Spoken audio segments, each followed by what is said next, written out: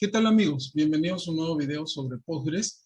Hoy día vamos a iniciar una serie de 3 videos sobre el archivo postgres.conf, una recomendación de Fernando que nos hizo en el canal de Postgres Perú que tenemos en WhatsApp, donde estaba preguntando temas para los siguientes videos. Para los videos de los lunes, él nos dice, oye, sería interesante ver los parámetros de Postgres.conf y cómo podemos tunearlos. Entonces, ok, vamos a hacer 3 videos sobre eso.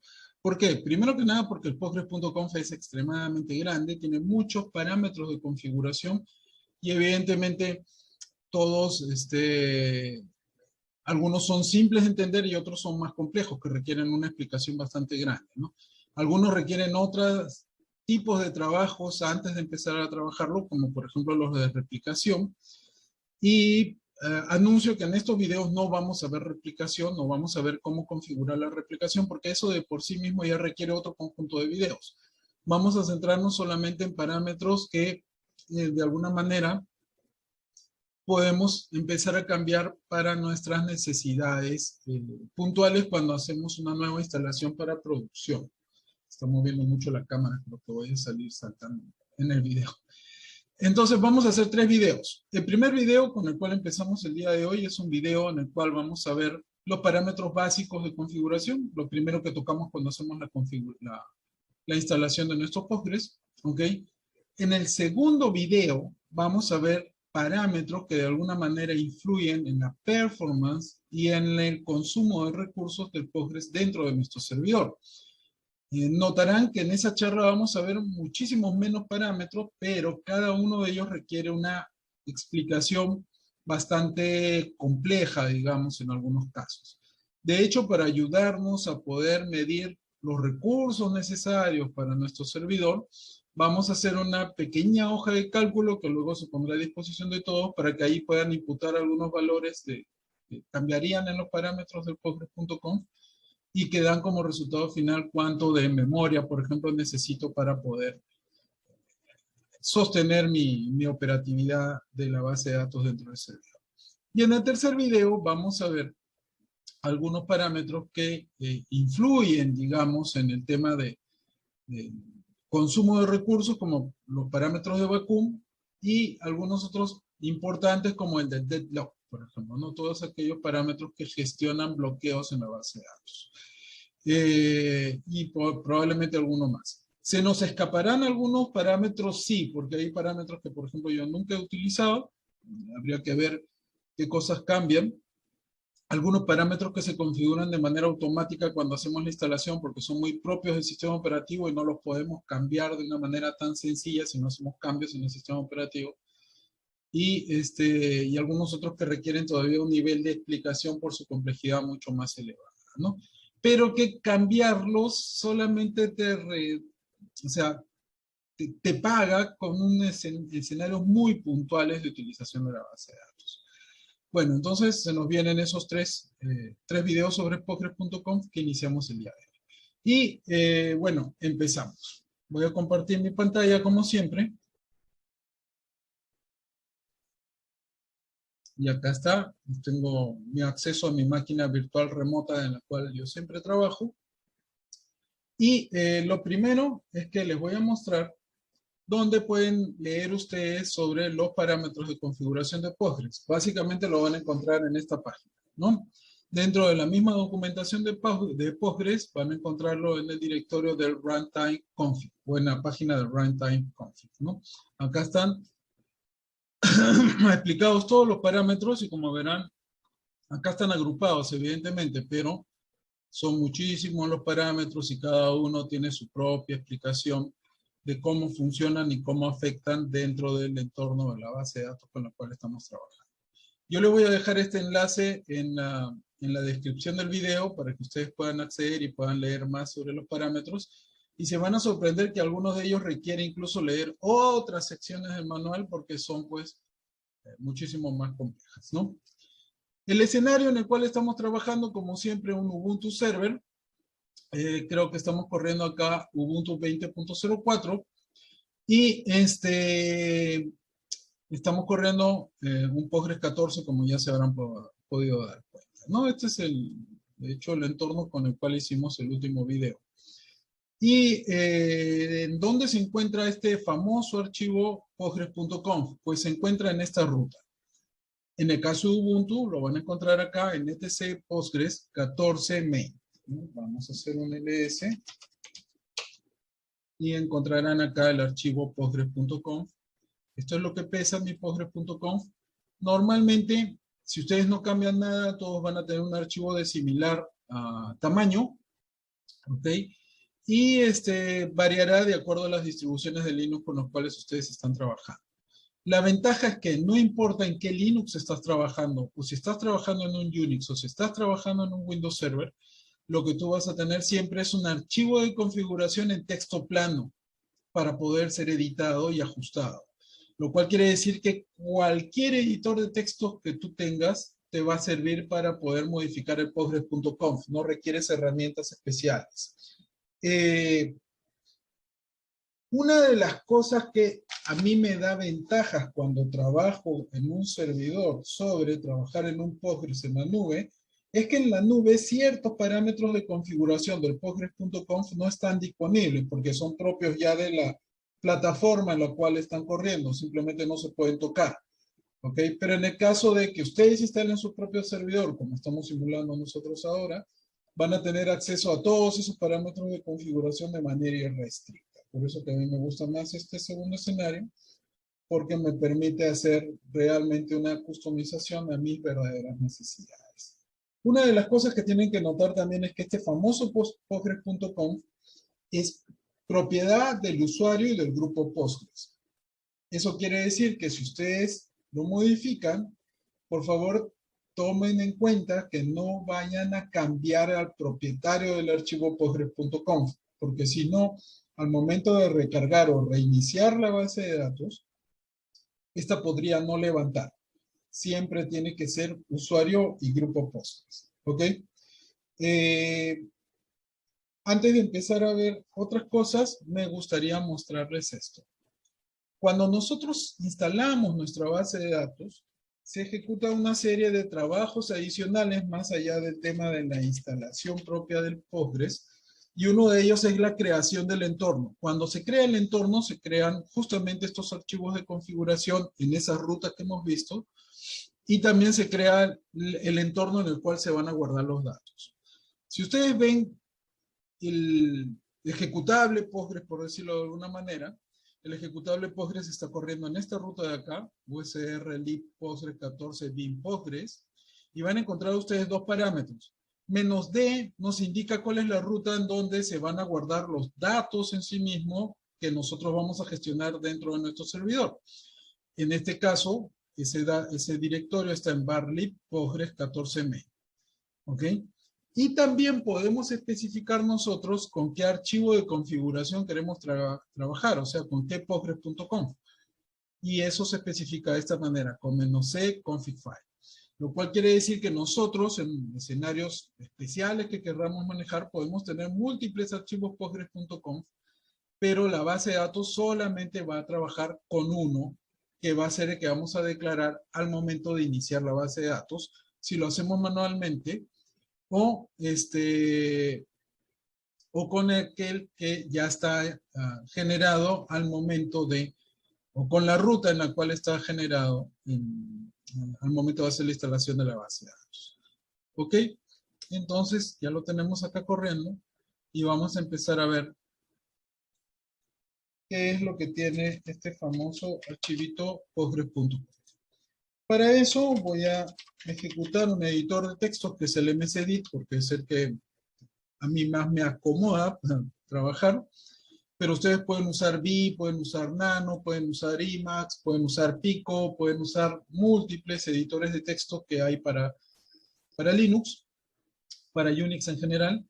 ¿Y por qué estoy usando un editor en consola? Porque seguramente cuando ustedes estén trabajando en un escenario de producción, lo que les van a dar es un acceso por consola, no les van a dar un acceso gráfico, eso sería medio raro.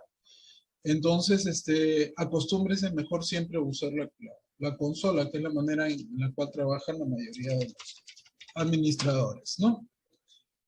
Bueno, empezamos con los primeros parámetros de configuración. Como ya les decía, el archivo postgres.conf es un archivo de texto plano y con la ventaja que en la mayoría de los casos ustedes van a encontrar que los parámetros que van a ajustar tienen al menos algunas anotaciones para guiarnos qué cosa es lo que gestiona ese parámetro. Cuando queremos leer más sobre ese parámetro, nos vamos a la página que les voy a dejar en la descripción del video, en el cual ustedes ya pueden encontrar una descripción mayor de lo que están tocando en ese parámetro, ¿no? También algunos de los parámetros tienen esta notita abajo. Hay parámetros que requieren, cuando se cambian, requieren reinicio total de la base de datos y otros requieren recarga. ¿Cuál es la diferencia entre uno y otro?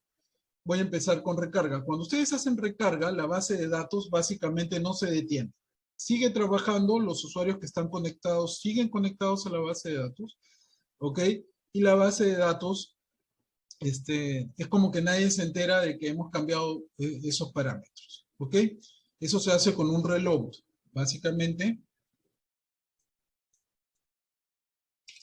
de esta manera. Systemctl es el programita que gestiona servicios dentro de nuestro servidor, ¿ok? Entonces, con esto hacemos una recarga de nuestra base de datos. Miren acá la pantallita del htop, donde estamos viendo el proceso corriendo. Hago mi reload y no se movió nada. ¿Ok? Esto sirve para parámetros menores, digamos, ¿no? Las trazas de log, cosas por el estilo que no generan mayor impacto si es que lo cambiamos. Pero cuando requiere el parámetro, cuando se cambia, como por ejemplo estos de acá, requiere un restart, lo que va a pasar es que el servicio se va a bajar y se va a volver a levantar. Cuando el servicio se baja, va a botar todas las conexiones hacia la base de datos que están en estado latente pero sin hacer nada. Y aquellas que están haciendo algo, la base de datos va a esperar que terminen, va a reiniciar la base de datos, pero las va a botar. ¿Ok? Y requieren volverse a reconectar a la base de datos. Cuando eso sucede, evidentemente, esos cambios sí son notables por el usuario, porque de repente va a estar a lo mejor llenando una pantalla con información y al momento de grabar le va a salir un mensaje de error diciéndole que se perdió la conexión a la base de datos, ¿no? Bueno, ya depende cómo sea su arquitectura con la cual ustedes llegan a la base de datos, de que esto sea notable al usuario, ¿no? Bueno, vamos a hacer un restart. Fíjense nuevamente a la mano izquierda lo que va a pasar. Como verán, se bajaron los servicios, esto ha sido muy rapidito, evidentemente, y se volvieron a levantar. Entonces, nuestro entorno cambió totalmente. ¿Ok? Esa es la diferencia entonces entre el reloj y el restart. Si ustedes quieren simular el restart de otra manera, hacen un stop. O sea, el restart lo que hace es esto en realidad en dos pasos, ¿no? Stop. Bajo el servicio. Y está. Si ustedes quieren ver si la base de datos está corriendo bien, porque eso es algo importante, especialmente cuando ustedes cambian algún parámetro que requiere restar. Quieren ver que todo esté bien, tienen este parámetro, tienen esta opción de status. Y acá en status nos tiene que decir que el servicio está activo, ¿no? ¿Ok? Bueno, vamos a salir de acá. Vamos a retornar. Los primeros parámetros son los de las localizaciones básicas del motor de base de datos. ¿Dónde está nuestro directorio donde se van a almacenar los datos? Pues esto se va a guardar acá, en barlib postgres 14 main. Vámonos a ver ese directorio acá. Y para eso voy a ingresar acá como usuario Postgres, porque ese directorio es propiedad del usuario Postgres. ¿Ok? Ya estoy como usuario Postgres, entonces si yo me voy acá en barlib Postgres 14 main, voy a encontrar esta estructura de directorios. Voy a aumentar acá un poquito el tamaño. Aquí es donde se guarda toda la data, donde está el sistema de caché y donde está el sistema de recuperación en caso de desastres. También se va a guardar acá la data que se va a generar y que es necesaria para hacer replicación. Se va a distribuir entre todos estos directorios. Uno de estos días probablemente hagamos una charlita sobre estos directorios. Pero la data en sí mismo se guarda en este directorio base. En este directorio van a encontrar ustedes la data del Postgres, o la data que está gestionando el Postgres, y que ya permanece de forma final, por decirlo así, para ser servida a los usuarios. ¿Ok? Siempre vean que todo le pertenece al usuario y al grupo Postgres. ¿Ok? Puedo llevarme este directorio y ponerlo en otra localización. Por ejemplo, me ha pasado casos en los cuales se llenan los discos o nos llaman porque tienen instalaciones de Postgres donde se han llenado los discos y es necesario aumentar espacio en el servidor. Entonces, una de las cosas que hacemos es mover el directorio base, que normalmente es el más grande, ¿ok?, hacia otra localización para poder hacer trabajos de limpieza y luego retornamos la data hacia el directorio donde debe estar y cambiamos nuestras rutas, ¿no? ¿Qué más tenemos acá? Tenemos dónde está el archivo HBA file. El archivo HBA es el archivo en el cual nosotros declaramos cómo van a ser los accesos a la base de datos. Básicamente si los accesos solamente son locales o son remotos, a qué bases de datos se puede entrar localmente y cuáles de manera remota, qué usuarios, desde qué IPs, o sea, todo ese esquema de comunicaciones o de seguridad y de accesos se registra en el archivo pghba.conf, que es un archivo de texto también. Ya lo veremos también en algún momento. ¿Ok?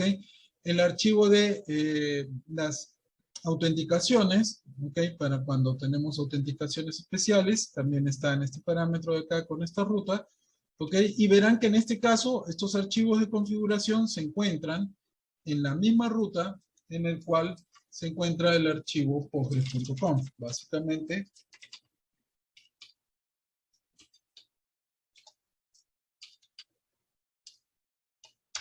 en el directorio etc. En Linux, para aquellos que son nuevos en Linux, normalmente todos los archivos de configuración de los servicios que están corriendo en nuestro servidor se guardan en el directorio etc. Esto no es mandatorio, pero es la costumbre, es lo normal. Entonces, dentro de etc, cuando ustedes instalen un servicio nuevo, van a encontrarlo bajo el nombre de ese servicio, van a encontrar todos los archivos de configuración. En este caso, en etc Postgres, la versión 14. ¿Por qué? Porque yo podría haber hecho en este mismo servidor instalación de la versión 13, de la versión 12, si quisiera todo en el mismo servidor. No es conveniente, pero se podría hacer y podría tener dos Postgres sirviendo dentro del mismo hardware, por decirlo así, ¿no? Bueno, acá verán que está el postgres.conf y está el pghba.conf. Luego vamos a encontrar que existe un archivo especial que es un archivo PIT. ¿Qué cosas son los archivos PIT? Los archivos PIT son archivos que se generan cuando nosotros levantamos un servicio para decirle al sistema operativo que el servicio está corriendo. ¿Por qué hacemos eso? Para evitar que una persona intente por segunda vez levantar un servicio que ya está corriendo. ¿Ok? El servicio solamente se levanta cuando el archivo PIT no existe. Este archivo PIT, en este caso, lo vamos a encontrar, vamos acá, dentro de la ruta donde están nuestros datos del Postgres, en esta ruta de acá. Pero Postgres, por un motivo de accesos, de seguridad, tiene un segundo PIT file que está en esta ruta de acá, un barroom Postgres 14, bueno, así se llama el archivo, ¿no? De hecho, lo podemos ver acá.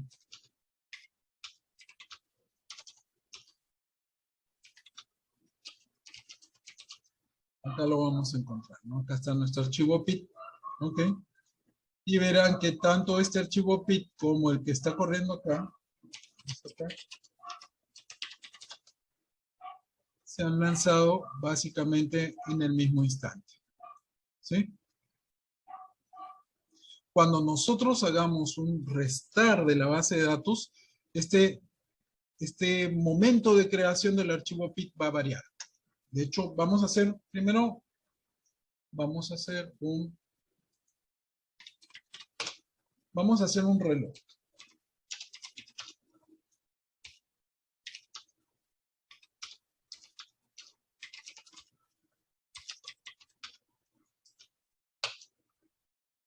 Esta fecha de acá no debe variar. Y verán que no ha variado, continúa siendo la misma. ¿Ok?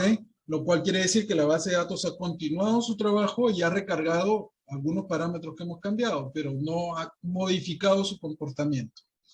Si nosotros hacemos un restart, este archivo PIT tiene que cambiar su fecha. ¿Y qué fecha se le va a poner? La nueva fecha en la cual nosotros estamos iniciando el servicio. Hacemos nuestro restart. Ya acabó el restart. Y esta fecha tiene que haber cambiado. O esta hora en este caso, ¿no? Y como verán, ya cambió. Ahora tiene la nueva hora en la cual nosotros hemos lanzado el servicio. ¿Ok? No lo veo pasar hace mucho tiempo, pero en tiempos antiguos, en versiones pasadas, ante una caída súbita del servidor, o sea, del hardware, no de la base de datos, ni del sistema operativo necesariamente, esto pasaba mucho cuando, por ejemplo, se iba la energía y el servidor no estaba conectado a un UPS, o había una sobresaturación de servicio, o fallaba un banco de memoria y había un kernel panic y había que bajar el servidor hacia la mala, o cosas por el estilo. Cuando se superaba el problema que se había suscitado y se reiniciaban los servicios, a veces la base de datos no levantaba. Entonces uno se rompía la cabeza que verificando a ver si el disco duro se había malogrado, que todo fuera congruente, que no hubiera problemas, digamos, por el lado del sistema operativo y cosas por el estilo, y la base de datos seguía sin levantar. Lo que pasaba es que a veces este archivo PIT, como era una caída súbita, este archivo PIT no se destruía y estaba creado. Y al momento de estar creado, la base de datos decía, no puedo volver a levantar el servicio porque ya está levantado. Falso, el servicio no estaba levantado. Lo que pasa es que el archivo PIT se había quedado pegado. Entonces lo que había que hacer era borrar el archivo PIT y con eso ya se podía volver a levantar el servicio, ¿no? Como ustedes verán, el archivo PIT no tiene mayor información más que, creo que es el mismo número del, ¿cómo se llama este?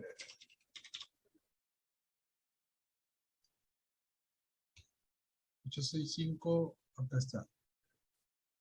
Es el número del PIT. Justamente los PIT son los números que se le asigna a los procesos que están corriendo en el servidor. ¿Ok? Es el número en este caso, del checkpoint, creo que me pareció ver ahí. Ah, no. Es el número del servicio Postgres que está corriendo. ¿Ok? No van a encontrar mayor información ahí, excepto eso. Bueno.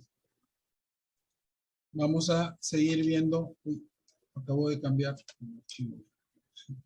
Vamos a seguir viendo los parámetros. El siguiente parámetro que tenemos acá, que normalmente se cambia cuando hacemos una instalación, es el listen address. ¿Qué cosa es el listen address? El listen address es las direcciones IPs que van a ser escuchadas por el servidor. ¿Ok? Por defecto, cuando se instala Postgres, solamente se escuchan direcciones locales, o sea, conexiones locales a la base de datos. O sea, yo mismo, dentro del mismo servidor, puedo conectarme a la base de datos. Pero un usuario en otro punto de la red de manera remota no se va a poder comunicar con la base de datos.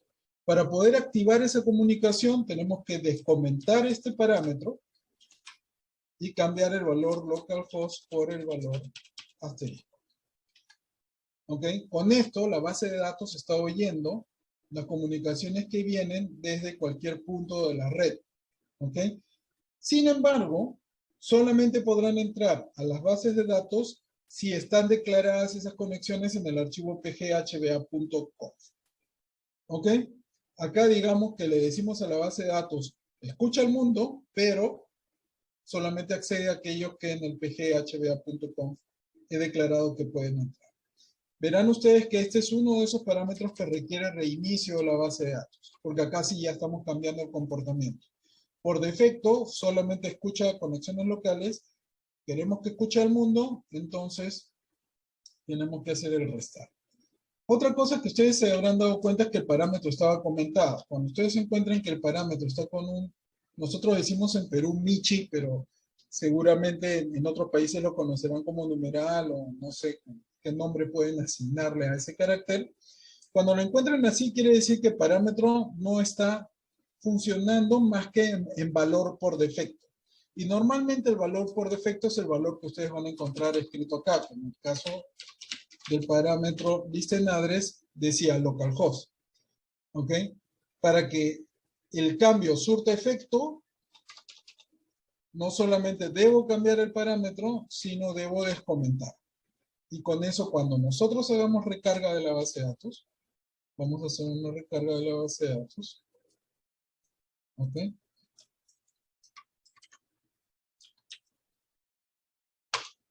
Ya se va a poder tomar en cuenta ese nuevo valor. ¿Ok? De hecho, voy a hacer una cosita acá, pues me voy a adelantar un poquito a las cosas que vamos a ver. Vámonos a hacer un tail al log del Postgres, porque cada vez que nosotros revisemos la base de datos,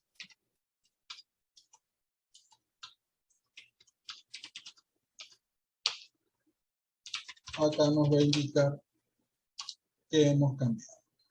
Acá está que se ha cambiado la base de datos. De hecho, acá nos está diciendo que está escuchando todo el rango de IPs en el puerto 5432, que es el puerto de comunicaciones que utiliza por defecto Postgres.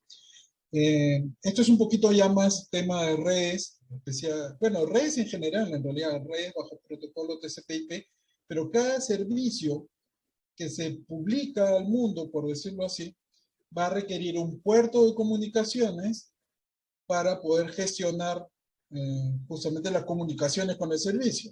Ese puerto, en el caso de Postgres, es el 5432. Y también podemos modificarlo, porque acá tenemos un parámetro que se llama port. Voy a hacer esto un poquito más chiquito nada más para poder ver, ¿sí? Ok, entonces en ese parámetro port está el número de puerto que nosotros vamos a utilizar. Nosotros podríamos cambiar ese parámetro, podemos cambiarlo. De hecho, podríamos decir que nuestro Postgres va a estar oyendo el puerto 5433. Vamos a reiniciar el servicio y verán que ahora nos dice que el Postgres está escuchando en el parámetro, perdón, en el puerto 5433. Este parámetro no ha venido comentado por defecto. ¿Por qué? Porque en realidad solamente funciona cuando nosotros cambiamos la configuración de listenaddress. Acá lo voy a comentar, pero sin cambiar la configuración, y miren que acá me va a decir que solamente se escuchan conexiones localhost, que en este caso es la IP 127.0.0.1, al puerto 5432. ¿Ok? Bueno. El siguiente parámetro es el máximo de conexiones que puede soportar Postgres. Y acá lo vamos a mencionar, pero lo vamos a ver más en detalle en el siguiente video.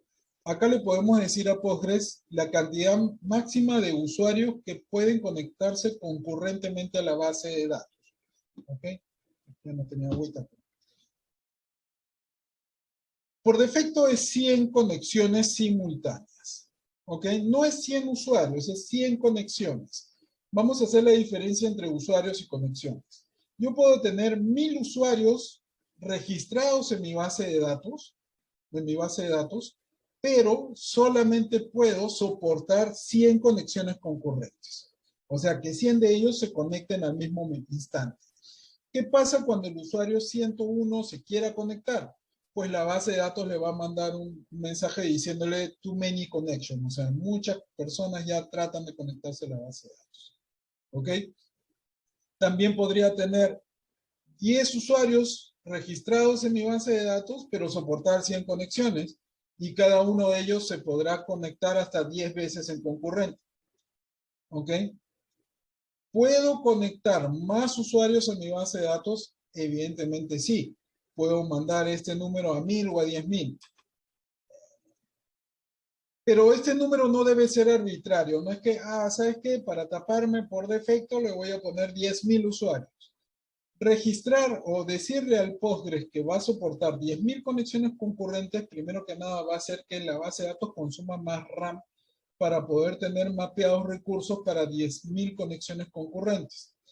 Aunque cada conexión consume muy poquito para decir acá estoy, no tiene sentido que registremos 10.000 o 100.000 conexiones concurrentes si realmente estas no se van a dar. Uno debe de poner acá la cantidad de conexiones que requiere realmente, ¿ok? Nosotros tenemos escenarios donde, por ejemplo, hemos tenido que poner este número a 1.000 conexiones concurrentes porque realmente teníamos que soportar 800 o 900 conexiones concurrentes. Entonces, para taparnos incluso un poquito, con un poquito de margen, poníamos 1.000. Pero no poníamos 10.000, porque justamente lo que queríamos era ver si realmente nos escapábamos de esa cifra. ¿Ok? Ya no es problema, pero en escenarios de sistemas operativos de 32 bits, este número no lo podías poner a 10.000, así porque sí, porque se te acababa otro recurso que eran el número de flags o de banderas que puede soportar el sistema operativo. Que en el caso de sistemas de 32 bits eran de 32.000 flags. Y Postgres hace uso, si mal no recuerdo, de 16 más 1 flags. ¿Ok? Entonces había un límite ahí. O sea, si tú le ponías acá 100.000 conexiones, daba igual porque nunca ibas a poder abrir más de la cantidad de flags que te daba el sistema operativo disponible. Hay que considerar que estos flags no solamente son usados por el Postgres, sino por otros servicios propios del sistema operativo o algunos otros que tú podrías tener instalado en el servidor. Pero en el caso ya de sistemas operativos de 64 bits, que es lo que usamos en la actualidad en el mundo entero, o casi en el mundo entero, pues la cantidad de flags disponibles creo que es de 2.000 millones, así que la cantidad de flags ya no es un problema. ¿Ok? Pero consideren siempre eso, especialmente si tienen que trabajar con arquitecturas de procesadores antiguos, ¿no? Bueno, acá hay otro parámetro que también vale la pena tomar en cuenta, que es la cantidad de conexiones reservadas para conexiones de superusuarios, o sea, conexiones de usuarios que van a gestionar la base de datos. Están separadas 3 de las 100 que estamos declarando acá. ¿Ok?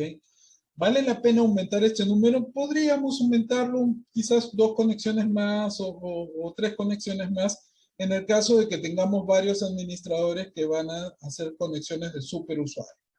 ¿Ok? Pero normalmente con estas 3 bastan y siempre recuerden que son 3 de estas 100.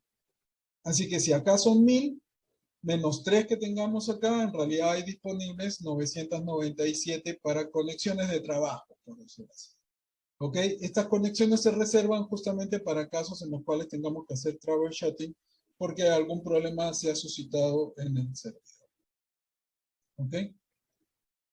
Bueno, acá van a encontrar ustedes el directorio también de los sockets de Unix. Esto es justamente para cuando nosotros tenemos conexiones internas. ¿Ok? De hecho, en el barroom Postgres es donde ustedes han encontrado también este archivo alterno de PIC, ¿no? Está corriendo acá en la dirección de software. Vámonos a ver otros parámetros. Vamos a bajar un poquito. Esto lo vamos a ver en la tercera charla porque es para resolver problemas de estabilidad en la conexión. ¿Ok? Bueno, temas de autenticación. SSL, de hecho, acá podríamos conversar un poquito. ¿Qué es lo que estamos viendo acá? Normalmente las conexiones al Postgres son conexiones que van cifradas utilizando SSL. Y ya hemos visto un poquito de SSL en la charla de cifrado simétrico y asimétrico, ¿no? Bueno, estas conexiones SSL requieren pues una llave. Esta llave que ejecuta el cifrado se va a guardar en esta dirección. etc SSL private y acá van a encontrar el archivo con la llave. De hecho, vamos a conectarnos acá en estos momentos como si fuéramos usuario root, ¿ok? Para poder entrar a ese directorio, porque si no me equivoco, ese directorio está protegido. Y esta llave no necesitan ustedes generarlo, es una llave que genera el propio sistema operativo al momento de instalarse. Entonces acá está la llave y esta les va a parecer muy parecido, muy conocido porque es la estructura de una llave SSL general, ¿no? Entonces esto lo genera el sistema operativo y así cuando nosotros tengamos nuestras comunicaciones, estas comunicaciones van a ser cifradas por esta llave que estamos viendo acá, que verán que no es muy grandecita. Esta es probablemente una llave de 512 bytes. No creo que ni siquiera llegue a 1K. ¿Ok? De hecho, quizás por el tamaño lo saquemos. Ah, no, sí es una llave de 1K. ¿Ok? Por el tamaño lo podemos sacar, porque es de 1700 bytes. Entonces, esta es la dirección de esta llave. Podemos cambiar la llave, podemos cambiar la llave. ¿Vale la pena cambiar la llave? Yo no lo vería tan necesario. ¿Ok? Yo la dejaría así como está, pero en todo caso tienen la opción de generar su propia llave y ponerle una llave alterna para no utilizar la propia que comparten varios servicios del sistema operativo. También podemos apagar, digamos, la conexión SSL. Simplemente de acá de on la pasamos a off y no pasa nada, ¿no?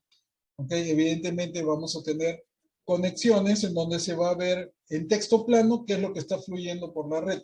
Les recomiendo leer un poquito sobre el tema de los sniffers, que son software que justamente puede monitorear todo lo que está fluyendo a través de la red. Las redes TCP por naturaleza son redes multicast. Eso quiere decir que el tráfico está fluyendo alrededor de toda la red y básicamente cualquiera con conocimientos técnicos puede pescar las tramas de lo que está fluyendo por la red, ¿no? Les voy a dejar quizás por ahí un poquito más de información, unos URLs para que lean en la descripción del video. Bueno, esto lo vamos a ver ya cuando veamos justamente el tema del consumo de recursos. No se preocupen, esa es la segunda charla. ¿Ok? Acá están los temas de vacuum, que lo vamos a ver en la tercera charla. Los temas de wall, que esos básicamente son para el tema de las replicaciones. ¿Ok? Los temas de checkpoint también lo vamos a ver en la segunda charla, o quizás la veamos en la tercera, depende de qué tan grande quede el archivo o el video de la segunda charla. Acá están los temas de recovery y todo esto, los temas de replicación, y nos vamos a ir a la parte de, esto es todo de replicación, query tuning lo vamos a ver en la segunda charla. Nos vamos a la sección del log. Acuérdense que hoy día solamente vamos a ver parámetros básicos. Bueno, amigos, notarán que hubo una pausa, pero es que fui por agua porque ya se me había secado la garganta. Y bueno, vamos a continuar entonces con el tema de la configuración de los parámetros del log. Esto es sumamente importante porque básicamente en el log de Postgres podemos ver todas las incidencias de lo que está pasando en nuestra base de datos. Y cuando hay problemas es el primer lugar al cual nosotros deberíamos asistir, por decirlo de alguna manera, para poder ver qué es lo que está pasando. Bueno, empezamos con lo más sencillo. Primero que nada, el log que se genera son tramas de texto. ¿Ok? Y estas tramas de texto o bien se guardan en un archivo, como ya lo hemos visto, lo hemos estado usando, o podemos mandarlo hacia otros servicios incluso que concentran log para luego poder hacer análisis, o podemos guardarlo en un archivo CSV, que es un archivo de texto separado por comas, para poder luego ser analizado por otras herramientas. Independientemente de lo que nosotros querramos, tenemos que tomar en consideración lo siguiente. La localización de los archivos de log va a depender muchísimo de la distribución en la cual nosotros estemos trabajando. Eventualmente también del sistema operativo, ¿no? En el caso de Postgres, corriendo en un Ubuntu server, van a encontrar los archivos de log en el directorio /log Postgres. En este directorio van a encontrar ustedes los diferentes archivos de log con las incidencias de lo que ha sucedido en la base de datos. Si mal no recuerdo, en el caso de CentOS, esto varía y la localización de los archivos de log está puesta en el mismo directorio en el cual se están grabando los datos finales que gestiona el Postgres. ¿Ok? Lo que para nosotros, en el caso de, ¿cómo se llama de Ubuntu?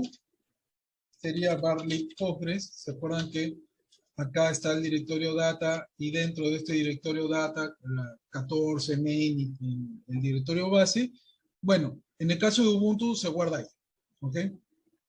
Pero no importa que se guarde en el barlog o en ¿cómo se llama? En el mismo directorio donde están los datos del Postgres, el archivo de log sigue siendo el mismo.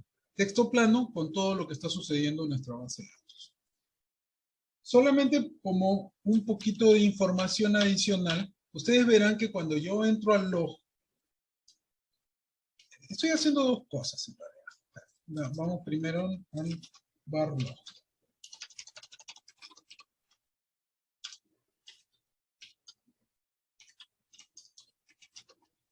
Los archivos del log, como normalmente va a pasar en el caso de cualquier servicio, le pertenecen al servicio que los está gestionando. Es decir, mi archivo de log le pertenece al usuario Postgres, que para este caso está dentro del grupo administrador. Entonces, si yo quiero ver el contenido de un archivo que no me pertenece, porque acá estoy como usuario Ernesto, como ustedes lo pueden ver, normalmente escribo un sudo. Eso me va a pedir mi clave de administrador para poder ejecutar la siguiente acción. La siguiente acción es que estoy usando el comando tail. El comando tail básicamente nos permite ver el contenido de un archivo de texto que está siendo alimentado en caliente, o sea, que está recibiendo cosas, ¿no? Para poder hacer esto, yo le doy el parámetro "-f" y el nombre del archivo. Entonces, acá, cada cosita que yo haga, la vamos a ver reflejada en caliente. Esto, aunque parezca mentira y suene a chiste, se utiliza mucho en las películas donde ustedes han visto que salen tramas y tramas de texto como si alguien estuviera escribiendo muy rápido. Eso es un tail a un archivo de log que está recibiendo cosas, ¿no? Bueno, entonces, así como tenemos nosotros nuestro archivo de log, ¿ok? También el sistema operativo tiene sus propios archivos de log. De hecho, estos se encuentran dentro del directorio log, ¿ok?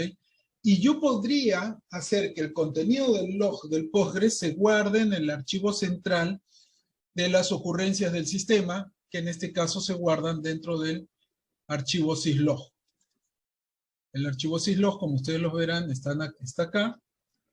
Y yo también podría hacer un tail a syslog y ver qué es lo que está pasando ahí. Esto que estamos viendo ahorita no son mensajes propios del Postgres, sino del sistema operativo prendiendo y apagando el Postgres porque lo estamos haciendo cada rato, ¿no? Pero bueno, verán, acaba de aparecer una línea ahí de otro comando que está corriendo, como se llama, recurrentemente en el sistema operativo, ¿no? Y cuando alguien conecte una USB o algo así, acá aparecerán tramas de eso. No es buena idea grabar el log del Postgres dentro de este archivo de syslog porque lo harían primero que nada muy grande y luego para poder extraer esa información ya no es tan cómodo.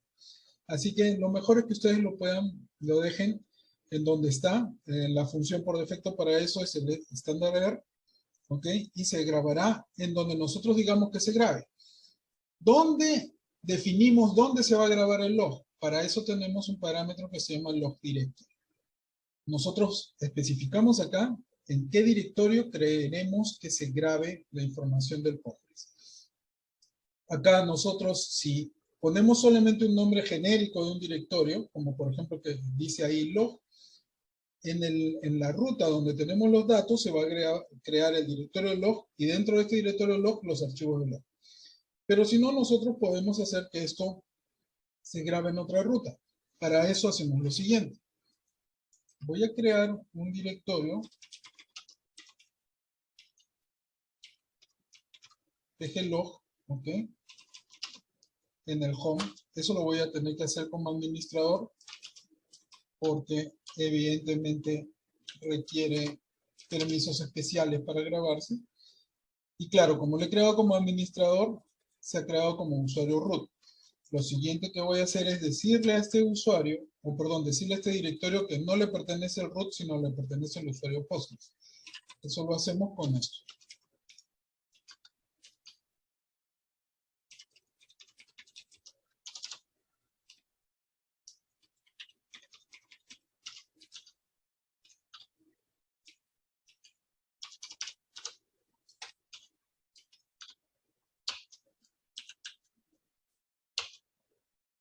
Ok, entonces ahora sí, el directorio le pertenece al usuario del grupo Postgres y ya puedo empezar a grabar logs ahí. Para eso voy a cambiar este parámetro y le voy a dar la ruta completa del directorio. En este caso es home. Log. Ok, lo grabamos y tenemos que activar otro parámetro más. Cuando hacemos cambios a este nivel, vamos a tener que activar este parámetro que se llama login collect. Entonces con esto el tráfico de mi log debería irse hacia esa nueva ruta. Vamos a ver el log en estos momentos del Postgres. Este es el log actual del Postgres que está corriendo. ¿Ok? Y vamos a recargar la... Ah, no, perdón. Tenemos que hacer un restart porque acá nos dice que si cambiamos el login collector tenemos que hacer un restart. Entonces hacemos un restart. Y acá ya el log me dice que está pagando la base de datos, el sistema está pagado y que ahora todos los logs se van a guardar en este directorio. Entonces, si yo me voy a ese directorio,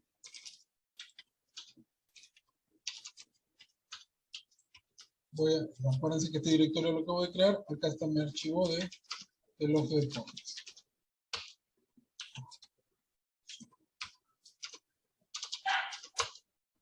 Acá está.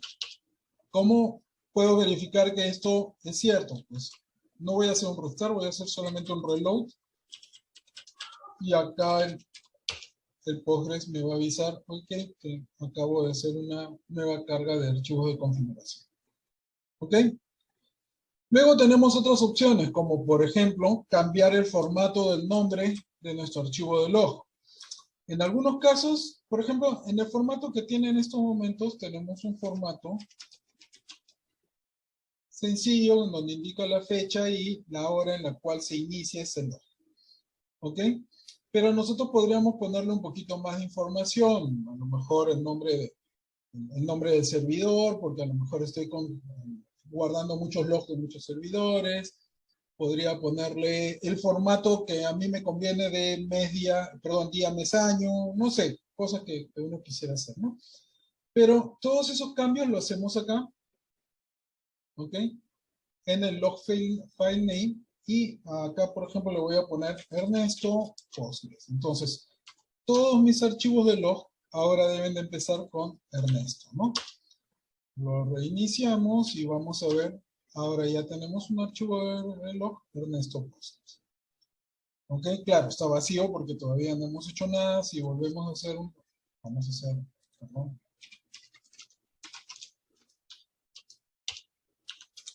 sudo, está vacío, vamos a hacer un reload de nuevo y acá está, ¿no? Ya comienza a guardar cosas. Luego está los permisos que va a tener ese archivo. Básicamente los permisos son los que no me permitía ver el archivo de log directamente, porque le hemos puesto que solamente tenga acceso de lectura y escritura al usuario Postgres. De hecho, este 6 acá, este 600 significa eso. Si ustedes lo ven acá, verán que dice que tiene lectura y escritura. ¿Ok? Si yo quisiera darle lectura y escritura a otros usuarios, le podría poner 660. Vamos a ponerle 660. ¿Ok? Y vamos a hacer un reload. Y supuestamente ahora sí podría tener acceso a mi archivo de log. Ah, no, que este archivo ya está creado. Y como este archivo ya está creado, lo que voy a hacer es, voy a poner no Ernesto, sino le vamos a poner acá un Juan. Ok. Voy a hacer un reload. Y ahora fíjense que tenemos nuestro archivo Juan con permisos de lectura y escritura para otros usuarios. Esto evidentemente tenemos que darle una leidita a cómo asignan permisos en Postgres. Creo que no, creo que me faltó un 6 más acá. Vamos a ver.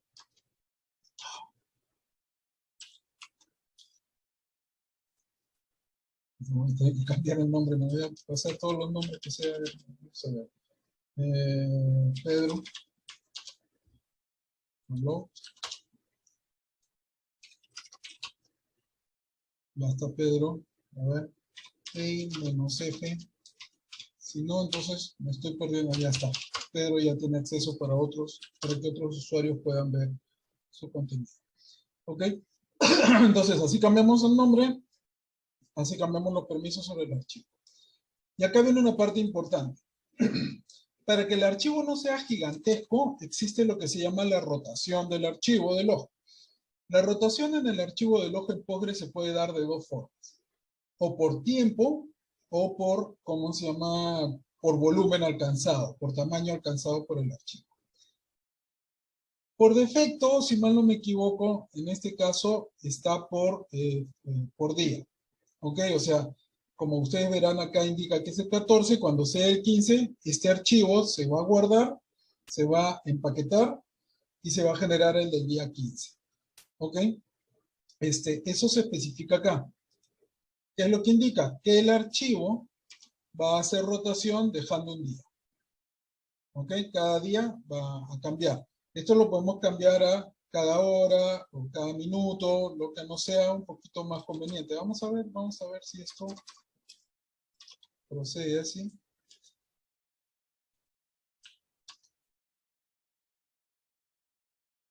Ah, miren, acá justamente me está indicando que he cometido un error y me dice que no existe valor de 1M, que las unidades son USMSC con min. O sea, yo debía haber usado min. Entonces vamos a decirle que acá va a ser min. Vamos a hacer el reload. Ya, cada minuto debe generarse un nuevo archivo de log. Vamos a seguir conversando mientras esto va a correr. Pero si yo estoy generando mucha información al día y no me puedo dar el lujo de que sea una vez al día, lo que podemos hacer es decirle que sea hasta alcanzar un determinado tamaño. Y este tamaño se da en megabytes. ¿Ok? Puedo decirle 1 megabyte, 2 megabytes, 10 como está acá o 100, lo que nos convenga. Nuevamente acuérdense, cuando el archivo de log llegue a ese tamaño, lo que va a hacer el sistema es copiarlo y generar uno nuevo. ¿Ok? ¿Qué pasa si es que activamos los dos? Va a mandar el age, el del tiempo, sobre el del tamaño. ¿Ok? O lo que suceda primero. Así que ahí tenemos que tomar en cuenta esa combinación de cosas que podría suceder, ¿no? Vamos a ver, y ven que ahí ya me generó un nuevo archivo porque este empezó a las 17:52:09 y el otro empezó a las 17:55:00, ¿no? ¿Okay? Esto va a seguir aumentando conforme pasen los minutos. De hecho, a lo mejor ya hasta generó un poquito más. Bueno, vamos a ver. Ahora, nosotros podemos tener varios archivos de rotación y lo que podemos decirle a Postgres es que cuando encuentre uno que ya exista, lo trunque y que lo empiece de nuevo. O sea, básicamente que borre el contenido y que lo vuelva a crear. Entonces lo cree limpio. Entonces para eso activamos esto de acá y con eso borramos las trazas pasadas, ¿no? Okay. Acá algunos parámetros más relevantes al log. Especialmente cuando estamos mandando la información hacia el syslog para que indique de qué servicio llega la información y todo lo demás. Solamente para ver si es que ya generó una de un minuto más, ya generó el de las 56. ¿Por qué del 52 saltó 55? Porque seguramente hicimos el cambio cuando estábamos en el minuto 54 y esperó hasta el 55 para hacer el cambio. Pero ahora sí, cada minuto va a generar un nuevo archivo de log. Vamos a dejarlo esto nuevamente en un día porque si no vamos a tener que estar cambiando a cada rato. Ok, todos los parámetros no tienen la ayudita que acabamos de ver, así que tomen en consideración eso, por favor, ¿ya? Y vamos a dejarlo esto como su nombre no. Vamos. Está, entonces acá ver menos F, Postgres. Ah,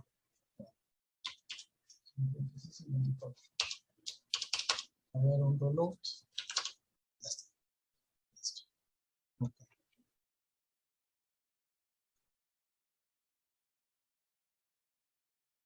Bueno, cuando se trabaja con Windows, como ustedes verán, acá tiene un nombre de recurso, que en este caso va a ser Postgres, porque así lo debe generar en Windows. La verdad, yo no uso Windows. Así que vamos a continuar con lo demás. ¿Qué mensajes estamos viendo? Bueno, vamos a ver diferentes mensajes en el caso del Postgres, pero nosotros podemos definir desde dónde queremos empezar a ver mensajes. ¿Ok? Y en este caso, los mensajes con los cuales estamos empezando a ver sucesos dentro de la base de datos es a nivel de guardia. O sea, todo aquello que genere una alerta hacia adelante va a empezar a ser logueado. ¿Qué significa en adelante? Guarding es el nivel más bajo de advertencia que podemos tener. Después de guarding tenemos los errores, que son errores, ya los de log, que son puntuales que le exigimos que se logueen en la base de datos, los fatales y los pánicos. ¿Ok? Normalmente cuando llegamos a fatal y pánico, la base de datos se va a caer o ya se cae. ¿Ok? Todo lo que está arriba, digamos, de warning, como ustedes lo pueden ver acá, o menos que warning, se va a loguear solamente si lo activamos. Todo lo que es info, notice o los diferentes niveles de debug. De hecho, vamos a poner acá un ratito de debug para que ustedes se den cuenta cuánto aumenta esto, ¿no? Debug 1.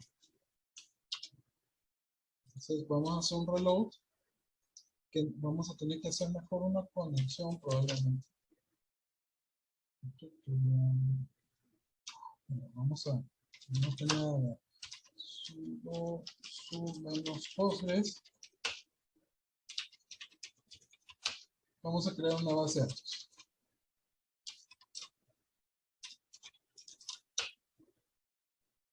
Ya creo la base de datos. Ya estamos acá en la base de datos. ¿Ok? No hemos tenido mucha acción acá. Vamos a ver si podemos generar un poco de acción. Vamos a... Me voy a conectar acá nuevamente.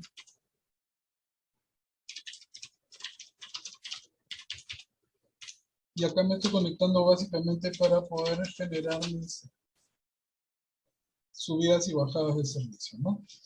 A ver, un create table A1 ahí. Vamos a ver. No tenemos mucho. Vamos a generar, vamos a forzar un error. Verán que ahí aparece el error, ¿no? Entonces, a partir de abajo hacia arriba se está generando el error.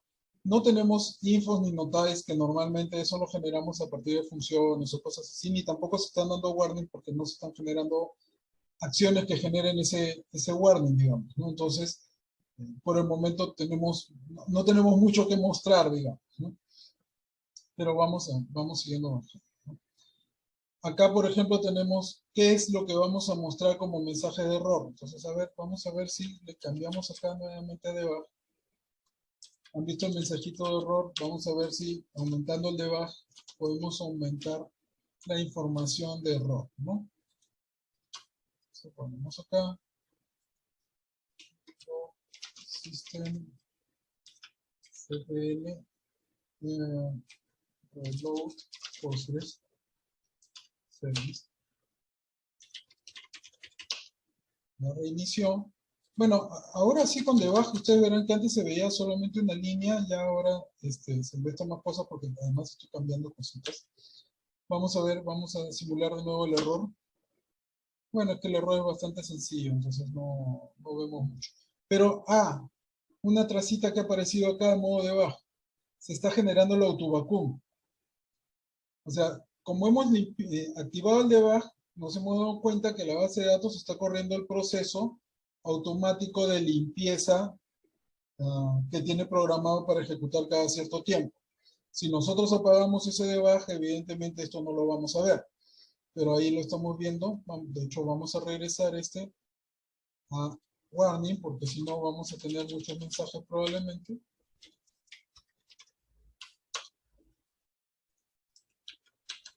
No, estoy pensando en uno. Y ahora ya no vamos a ver esos autovacuums ejecutándose. Entonces, si ustedes quieren ver en qué momento, por ejemplo, se están ejecutando autovacuums y lo que pueden estar demorando esos autovacuums, lo podemos empezar a ver acá, ¿no? Activando el modo debug para ver en qué momento se están lanzando. Vamos a hablar un poquito más de autovacuums cuando lleguemos a ver esa parte en la tercera charla. ¿Okay? Esto también es importante. Normalmente uno siempre quiere poder detectar si es que la base de datos se está demorando o no se está demorando en ejecutar los queries. ¿Ok? Ya todos aquellos que tenemos cierto recorrido en desarrollo de software sabemos que el primer culpable en el rendimiento de los sistemas de información es la base de datos. O sea, el primer culpable porque todos le echan la culpa. Pero no necesariamente la base de datos está dando un mal rendimiento. A veces son todas las capas que uno tiene encima que hace que el efecto al usuario final sea lentitud.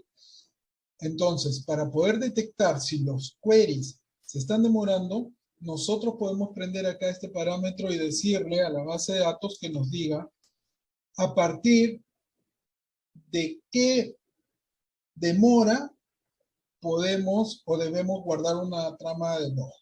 Vamos a ponerlo así.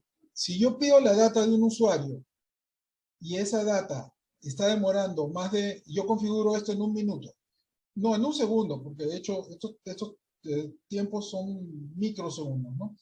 Yo configuro acá 1 segundo. Cada vez que pida la data de un usuario que demore más de 1 segundo, se va a mostrar en el log. Eso me va a permitir encontrar cuáles son los queries que están causándole mayor daño a mi base de datos en cuanto al rendimiento. O sea, cuáles son los que se están demorando más. Porque a lo mejor es una información de millones de usuarios y no tengo un índice. Y estoy escribiendo un query tonto. De hecho, esto pasa mucho cuando nosotros usamos ORMs, que los ORMs escriben sus queries bastante tontitos, por decirlo de alguna manera. Entonces, con esto nosotros podemos ver qué queries están demorando en nuestra base de datos a partir de un umbral que nosotros le demos acá. Entonces, para poder configurar eso, nosotros podemos decirle acá que me muestre a lo mejor aquellos que demoren más de 1 segundo. Vamos a ver si es que lo estamos poniendo bien. Sí, ya se cambió 1 segundo. Entonces, todo aquel query que demore más de 1 segundo va a aparecer acá. Como no tenemos mucha información, no se va a poder cargar. Bueno, por error quise crear nuevamente una tabla que ya estaba creada. Entonces, por eso me salió ese mensajito. Pero si tuviéramos algún query que demore más de 1 segundo, entonces acá lo voy a ir mostrando. Esto es importante tener cierto criterio de manejo, porque especialmente cuando tenemos sistemas muy pesados que jalan muchos datos, como por ejemplo los famosos BI, ¿no? Si lo ponemos en un nivel muy bajito, siempre va a estar saliendo esas tramas del ojo, se nos van a estar informando cada rato tal cual y se demora, ¿no? Y vamos a tener un log enorme de demoras, ¿no? Lo mejor es configurarlo de acuerdo a lo que realmente nosotros consideramos como un query lento. ¿Okay? Para una transacción como pedir el dato de un cliente, 1 segundo es un montón de tiempo. Esto se debe dar en microsegundos, por más grande que sea la tabla incluso, ¿no? Claro, si tiene índices. Pero si ya se demora más de 1 segundo, entonces ahí podríamos tener un problema. Y no necesariamente es un problema del query, puede ser un problema de concurrencia. Imagínense ustedes que están pidiendo los datos de un usuario que es tratado de actualizar por muchos otros usuarios, o viceversa. Entonces, en el tema de los bloqueos, ciertos queries que normalmente deben funcionar rapidito van a comenzar a funcionar lento. Y ahí comenzamos a depurar qué cosa es lo que está haciéndole daño a la base de datos, está generando ese rendimiento que no queremos, ese rendimiento lento, ¿no? Entonces, cuando corren en funciones o store procedure que son muy pesados, ahí también podemos nosotros determinar si es que estos están demorando mucho tiempo o no. Como acá estamos con una máquina que tiene una unidad de estado sólido, cualquier cosa que hagamos va a ser muy rápido, entonces ahorita no es un buen escenario para poder mostrar, pero básicamente es ahí donde ustedes pueden prender la opción de capturar esos queries que están generándole demasiado overhead a la base de datos. ¿Ok?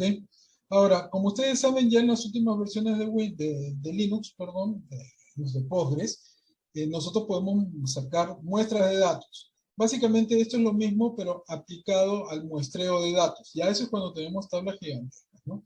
Entonces, si queremos sacar muestreos y queremos asegurarnos que esos muestreos de data no demoren tanto, entonces acá nosotros podemos activar esto también a un segundo menos para poder ver qué es lo que está pasando.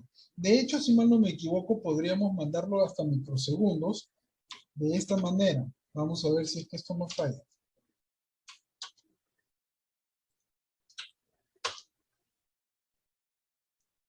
Sí, acá acabamos de cambiarlo a microsegundos. O sea, acá le acabamos de decir que me muestre aquellos queries que demoran medio segundo. Medio segundo son 500 milisegundos. Entonces podemos bajar incluso, ¿cómo se llama? El umbral hasta niveles en donde hagamos cosas, capturemos queries que están demorando, aunque demorando poquísimo, a lo mejor si son muchos, ese poquísimo podría resultar demasiado elevado para el usuario final, ¿no? ¿Okay? Bueno, acá podemos hacer otras cosas como poder loguear todo lo que es la reescritura del query, el plan de ejecución y cosas por el estilo. Cuando veamos planes de ejecución en algún video, ahí lo vamos a ver mejor, digamos, ¿no? Pero básicamente cuando ustedes lanzan un query, ese query sigue una ruta lógica de ejecución. Esa ruta lógica de ejecución es lo que llamamos el plan de ejecución. Y un query que ustedes escriben no es necesariamente el mismo que está llegando a la base de datos. Por eso es que hay un proceso de reescritura que lo que hace es, de alguna manera, reordenar lo que ustedes han mandado a la base de datos. ¿Ok? Entonces todo eso lo podemos ver acá. No creo que podamos ver mucho acá en estos momentos, pero vamos a aprender estos dos y vamos a ver si nos muestra algo más de esto, ¿no? Ahí está, nos indica que hemos cambiado esos parámetros y vamos a ver un select asterisco from a 1. ¿Ok? Y acá está todo lo que se ejecuta realmente por dentro cuando nosotros hacemos algo tan sencillo como un select asterisco. ¿Bien? Todo esto es el plan de ejecución y por ahí debe estar la reescritura del query, que no es una reescritura en términos, vamos a decirlo así, humanos o como nosotros lo conocemos, no es una reescritura a nivel interno, ¿sí? Pero esto nos puede ayudar mucho porque existe un escenario que a lo mejor es complicado. Vamos a ponerlo así. Tenemos queries que están demorando mucho o que por su naturaleza sabemos que están demorando mucho y nosotros decimos acá, bueno, dame aquellos que, no sé si esto se puede poner así, ¿no? Aquellos que demoren más de una hora en ejecutarse. Voy a recargar a ver qué me dice. Si una hora es soportado, si una hora es soportado. Entonces, yo capturé el query. El query está demorando más de una hora. Perfecto, pero para poder resolver lo que está pasando con ese query, necesito ver el plan de ejecución de ese query. ¿Ok? Entonces, si yo no he activado estas opciones que me muestran qué es lo que está haciendo la base de datos por dentro, que está haciendo que se demore tanto, el query, tendría que ejecutar el query y sentarme, o sea, con un explain analyze, que ya lo hemos visto en otros videos, y esperar que demore una hora en ejecutarse para recién saber qué es lo que ha hecho. En este caso, si nosotros le decimos que presente el plan de ejecución, de hecho, lo voy a aprender solamente el plan de ejecución y no la escritura. Al menos ese query que está demorando más de una hora, nosotros vamos a poder ver qué cosa es lo que está pasando. Evidentemente acá lo hemos prendido ya a nivel exagerado para todos, pero la idea es poder controlar eso para poder hacer las depuraciones de lo que está sucediendo en nuestra base de datos. ¿Ok? Vamos a apagar esto. Okay. Acá también tenemos los procesos de autovacún que demoran más de una determinada cantidad de tiempo. La ventaja de los procesos de autovacún, que son los procesos de autolimpieza en la base de datos, es que no son procesos pesados, sino son procesos grandes que se cortan en miles de pedacitos muy pequeñitos. Entonces, cada uno toma muy poquito tiempo en ejecutarse, pero podría ser que por temas de colisión uno se demora, entonces al momento de demorarse con este parámetro prendido y en una determinada cantidad de microsegundos especificada, nosotros podamos capturar qué es lo que está pasando. ¿Ok? Los checkpoints. ¿Qué cosas son los checkpoints? ¿Qué es el logueo de checkpoints? Recordarán que hace un ratito les he mostrado el directorio en el cual se graban los datos, ¿no? Esto normalmente se graba en archivos que tienen un determinado tamaño, que en este caso son de 16 megas, ¿ok? Cada vez que se graba más de 16 megas, se genera uno nuevo de estos archivos, y esos archivos son los famosos checkpoints, o generan estos checkpoints para ir grabando esos bloques de datos, ¿ok? Cuando nosotros activamos esta opción de acá, lo que vamos a ver es si es que los checkpoints se están generando de manera muy frecuente o cada cuánto tiempo se están generando. ¿Eso para qué nos sirve? Para poder saber la cantidad de data que está llegando a la base de datos. A lo mejor tenemos una base de datos que a nivel de consultas está muy bien, pero a nivel de actualizaciones de los datos o inserciones de los datos está demorando mucho, está generando bloques muy grandes. Imagínense una tabla de miles de millones de registros que alguien le hace un update a lo bruto de todo. Entonces se van a comenzar a generar muchísimos checkpoints. O se graban miles de inserciones por segundo.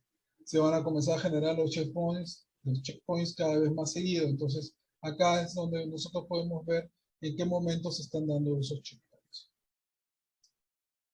Lo que tenemos acá es poder hacer un control de las conexiones y las desconexiones.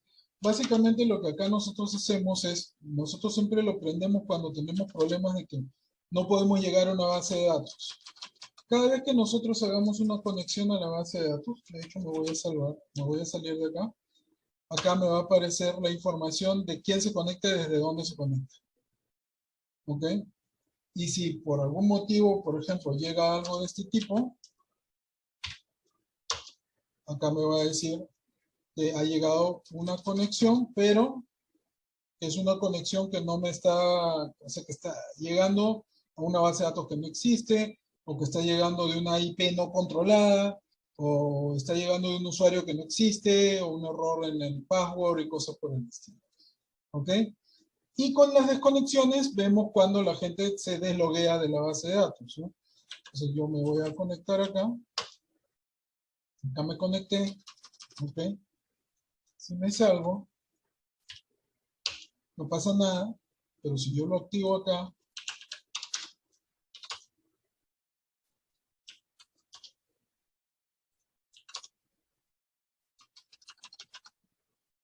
me conecto, genera log, y si me desconecto, me genera log. Entonces ahí yo puedo comenzar a ver si es que mis usuarios están entrando mucho, saliendo mucho, cuánto tiempo, ya por diferencia de tiempo, están dentro de mi base de datos. ¿Ok? Bueno, acá también podemos activar el nivel de error para poder mostrar mayor información si queremos sobre los errores. A veces el nivel verbose, que es lo que todos nos gustaría ver cuando se da en una, ¿cómo se llama? Ah, perdón, me estaba faltando. Y acá podemos ver el tiempo de duración de la conexión también. Podemos prenderlo y podemos ver el tiempo de la conexión. Vamos a hacer lo mismo que hicimos hace un ratito. Me conecto. Ahora me desconecto. Ok, y acá me dice la duración de la sesión, ¿no? Creo que eso no me lo decía hace un ratito. Ah, no, sí, ya me lo decía también. Bueno, estábamos acá en el nivel de error, en el nivel de detalle que puede tener el error. A veces activar el verbose y ver todos los detalles podría ser muy tentativo, puede generar mucha tentación en todo, pero posiblemente ya sea demasiada información o no aporte mucho al debug que estamos haciendo, ¿no? Vamos a ver, por ejemplo, para este query que hacíamos fallar a propósito. Bueno, acá es que tampoco no hay mucho que ver, ¿no? Pero acá me indica incluso exactamente en qué parte del parseo del query se ha caído, ¿no? Okay. Bueno, Podemos loguear el nombre de nuestro host, o sea, del servidor con el que estamos trabajando. Esto especialmente si es que tenemos, estamos comparando luego archivos con diferentes sistemas. Vamos a hacer más chiquito esto.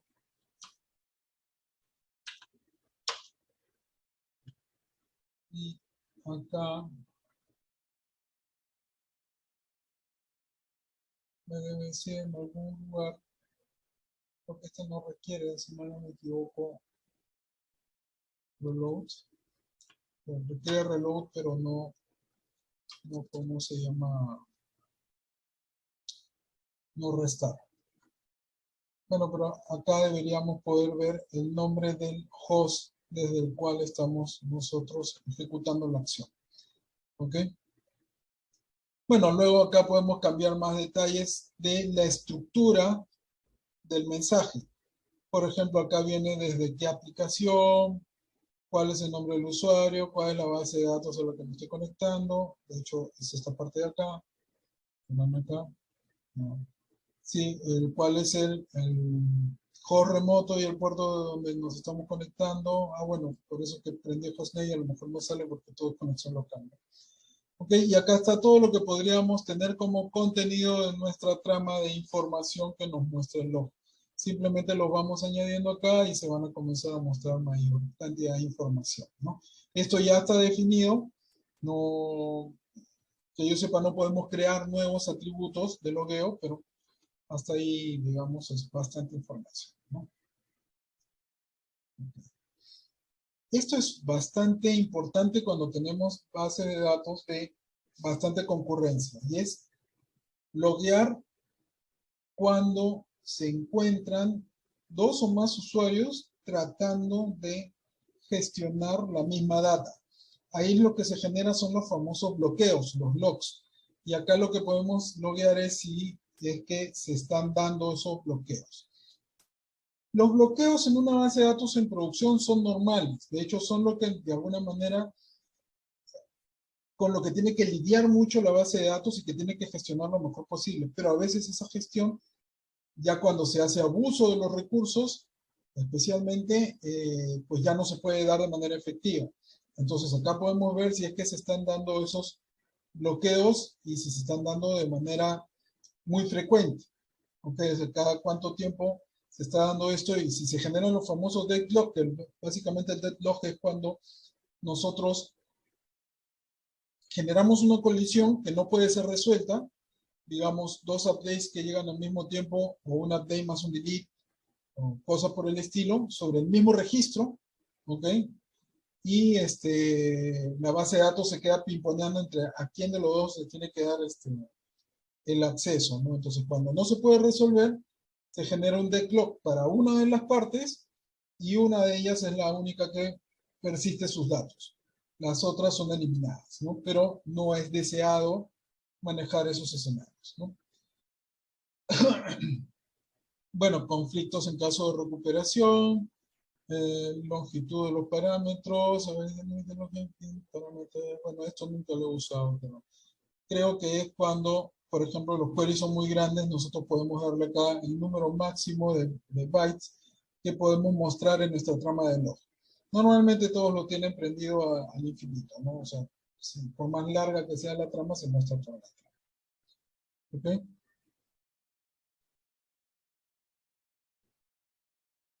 Igualito acá para el caso de los errores. Este de acá es interesante y a veces lo prendemos cuando queremos ver todo lo que está llegando a la base de datos. Acá básicamente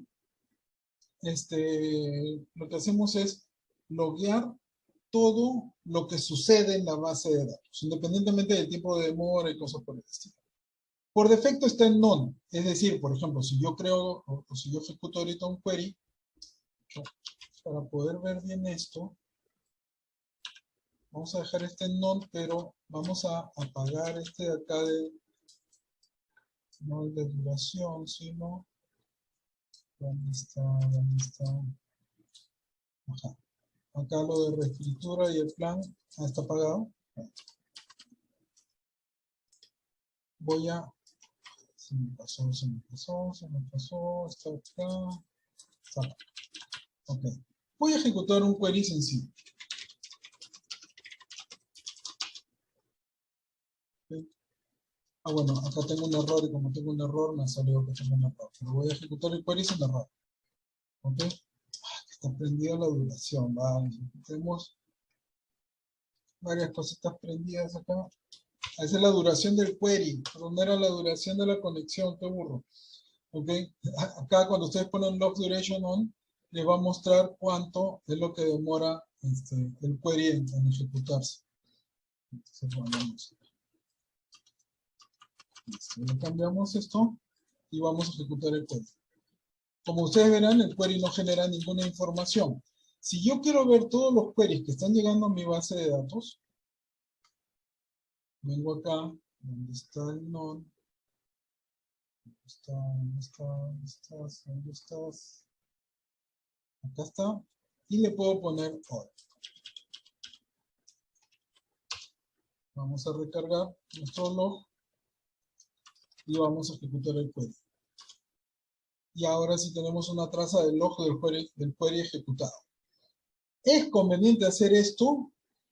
Yo diría única y exclusivamente en los casos en los cuales amerite hacer un debug completo de la base de datos, porque si ustedes tienen muchos procesos, mucha concurrencia, el log va a ser inmenso y no van a poder leer nada. De hecho, evidentemente nadie va a leer el log así en caliente como lo estamos leyendo ahorita, porque si llega mucha información, lo que va a pasar es que esta data va a subir y subir y subir y subir y no vamos a ver nada. Entonces normalmente se descargan los archivos y se analizan los archivos después. ¿Ok? Pero ya ponerlo en null es demasiado grande. Entonces a lo mejor lo prenden en el momento en el que quieren capturar query para ver qué es lo que está llegando a la base de datos. Y una vez que generan esa data ya lo apagan. Si lo dejan prendido van a tener queries enormes. ¿Ok? Ahora, como ustedes verán, tenemos también la opción de DL.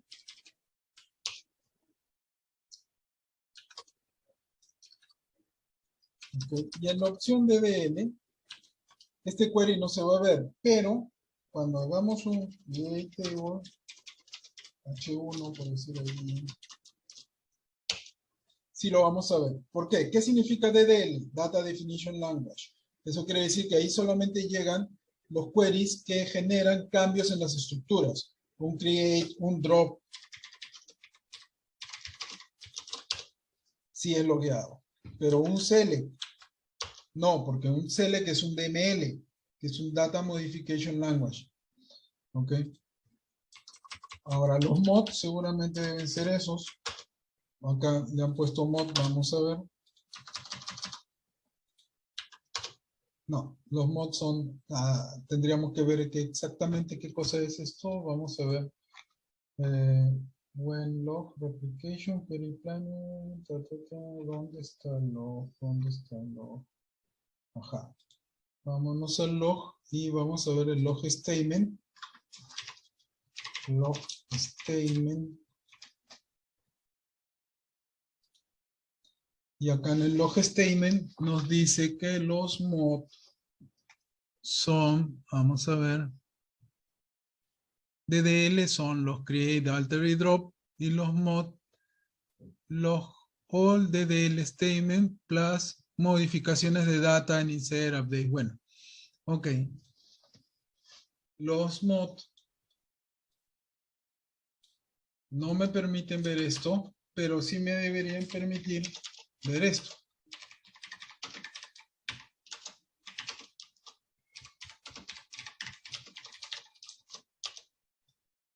O sea, todo query que modifique datos, ese query sí va a ser logueado. ¿Ok? Bueno, vamos a regresar esto a... Vamos a comentarlo para que regrese a su estado original. Ok. Log, ya está. ¿Qué otros parámetros tenemos acá? Bueno, el log de la replicación, de los comandos de replicación, lo podemos prender. De los archivos temporales que se van generando, ¿ok? En, ¿cómo se llama en cantidades de tamaños. Acuérdense que por el sistema de caché de Postgres se van a generar muchos archivos que permiten obtener mejor rendimiento de la base de datos. Esos archivos temporales justamente son los que podemos prender acá. Y luego, ¿cuál es el uso horario que queremos que aparezca acá? De hecho, ustedes verán acá que nosotros hemos dicho que esto está en UTC, o sea que lo que estamos viendo es la hora del meridiano, la hora del mundo, pero nosotros podríamos decirle acá que muestre la de Lima. Vamos a ver si podemos decirle que muestre la de Lima así. Es que no me acuerdo exactamente bien la sintaxis. Ok. Y vamos a ver si es que generamos un error a propósito. Si es que no lo tengo, ¿cómo se llama? ¿Esto o lo tengo que hacer con un restart? Quizás lo tengo que hacer con un restart, vamos a ver. Ubicación, desconexión, apagado el sistema de base de datos, está apagado. Fatal, dice, terminó conexión. Bueno, ya creo que lo hemos puesto demasiado. Vamos a ver. Sigue generando en UTC. Conectamos. Ah, que no ha prendido. Es que creo que acá es Lima. A ver.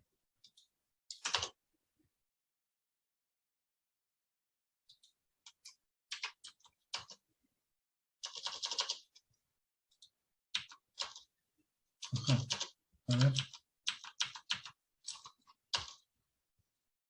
Creo que el problema es que acá. El problema está acá. Esta es la hora UTC y este es mi log en hora UTC. Pero lo pasé a la hora de Lima y la hora de Lima, como ustedes saben, es ¿cómo se llama? Menor a la hora de central. Y acá estamos en las 17 horas. A ver, vamos a ver. El log ahora debería estar acá.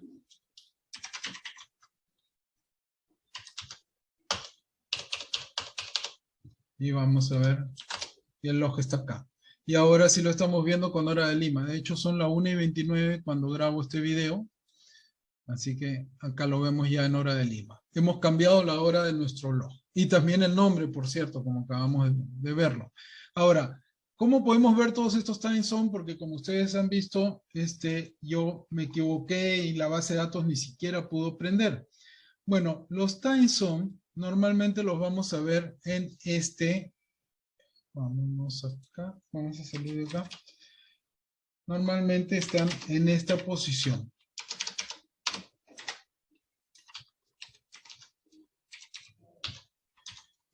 Por si a alguien le da curiosidad este tema, ¿no? Ustedes, 14, time zone.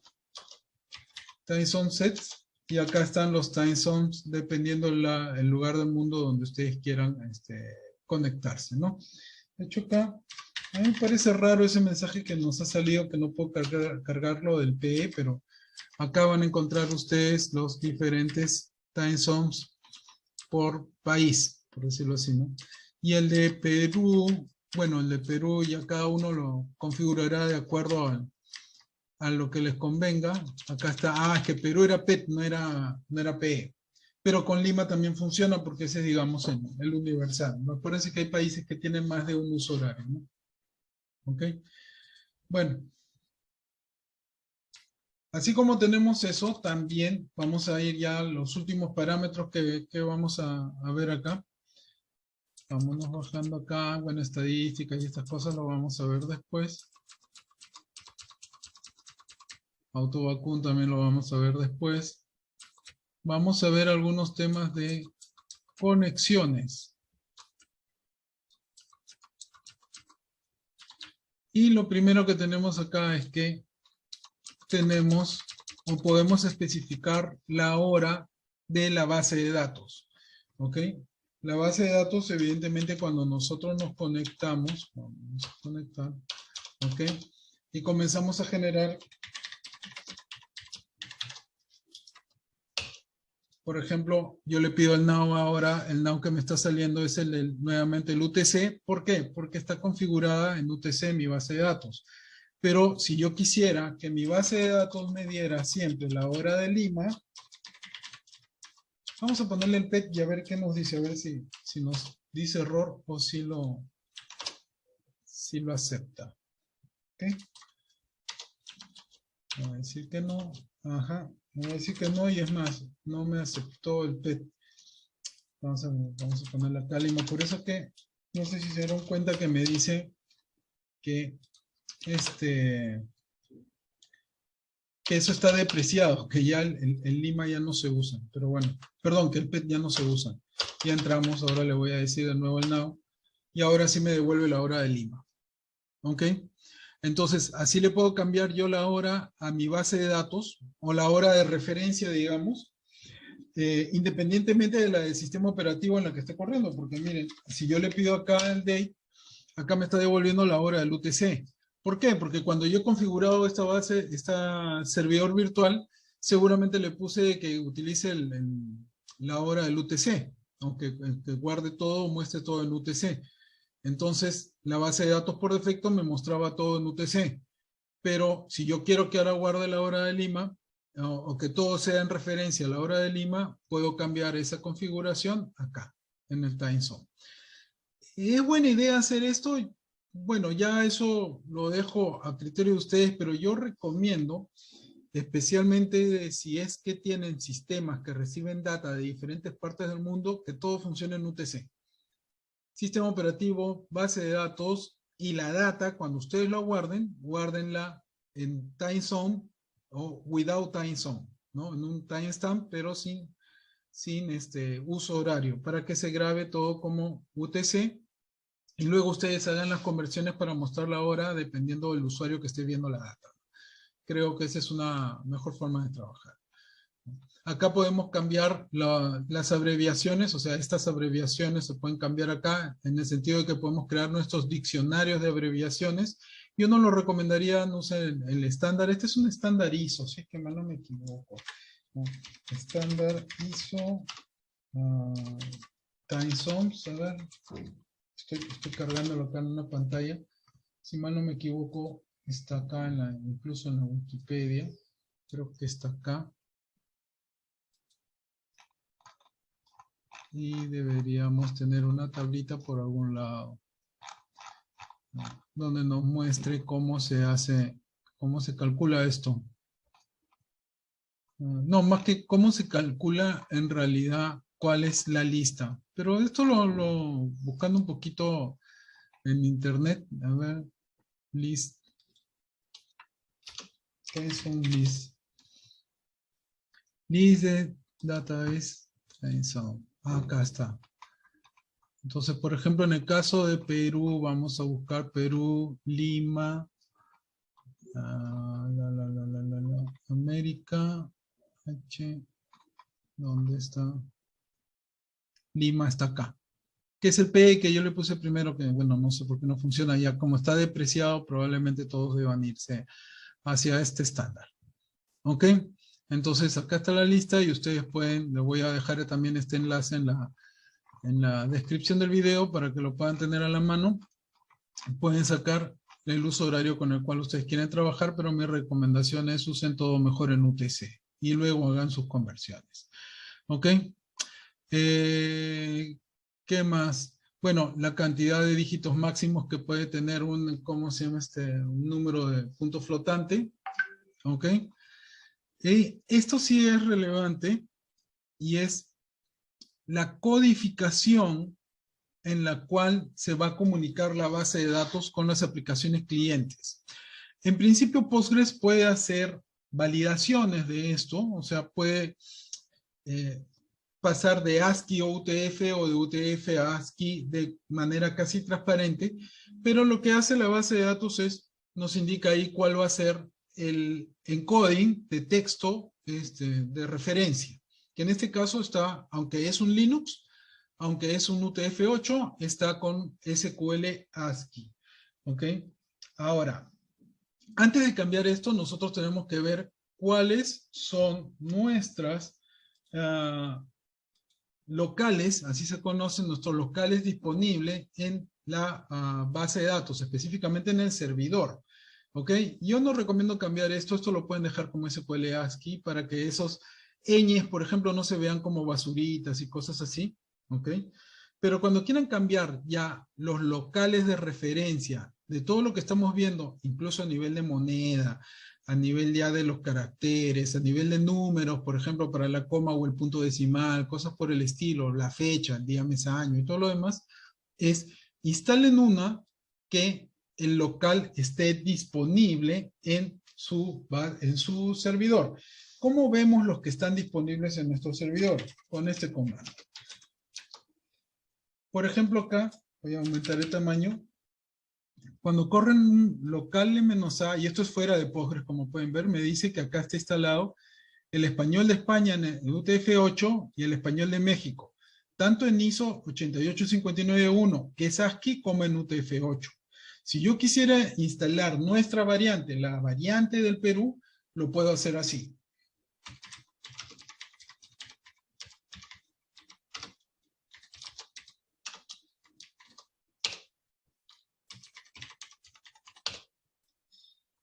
Y ahorita ya tenemos disponible Perú en 88591, que es ASCII. Ahora, no me basta con ASCII, quiero también el de UTF-8, que debería ser hacia donde en realidad todo el mundo debería moverse, y gracias a Microsoft esto no está sucediendo. ¿Ok? Escribimos así, y me va a poner ahora disponible UTF-8. Entonces ya podría decirle acá que cambie todo a UTF-8 para Perú. ¿Ok? Evidentemente pueden hacerlo para Chile, para Bolivia, para Venezuela, para Colombia, para lo que ustedes quieran. ¿Ok? No hay límite para eso. Esto es más complicado en realidad para aquellas personas que están en países cuya lengua es sumamente diferente de nuestro diccionario grecolatino, por decirlo de alguna manera, ¿no? O sea, los rusos, los árabes, los chinos, los japoneses, los coreanos y todo eso, ¿no? Que tienen toda una escritura totalmente diferente. Pero antes de cambiar estos de acá, verifiquen de que esté instalado sus locales en el servidor en el cual van a poner ustedes estos valores. ¿Ok? ¿Por qué? Porque estos van a ser los valores para los casos en los cuales ustedes creen una nueva base de datos por defecto y no especifiquen nada. Porque cuando ustedes creen una base de datos, y vámonos acá a pedir nuestro manual Create Database. No, perdón. Bueno, Create Database. Sí. Cuando nosotros que hacemos un Create Database, nosotros deberíamos especificar cuál es el local en el cual debería crearse esa nueva base de datos. O sea, ese conjunto de valores numéricos, de fecha, de texto que van a ser soportados. Pero lo cierto es que la mayoría de personas no lo hacen. Entonces, cuando no lo hacen, se toma el por defecto que está disponible en, ¿cómo se llama? En el archivo de configuración. Y para que funcione bien, lo que pongamos acá debe estar disponible dentro de nuestra lista de locales soportados.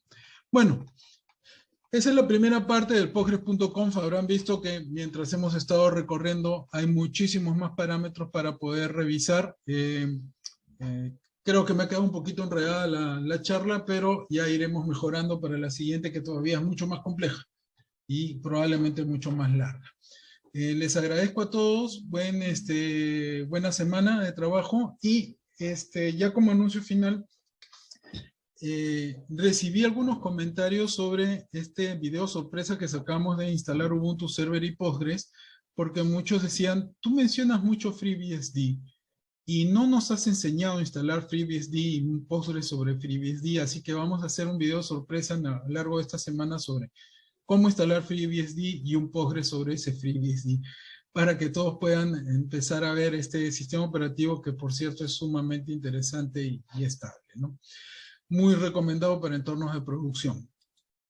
Nada, eso es todo entonces, amigos, por el día de hoy. Nos vemos el siguiente lunes o a mitad de esta semana con un nuevo video sorpresa de Postgres. Gracias.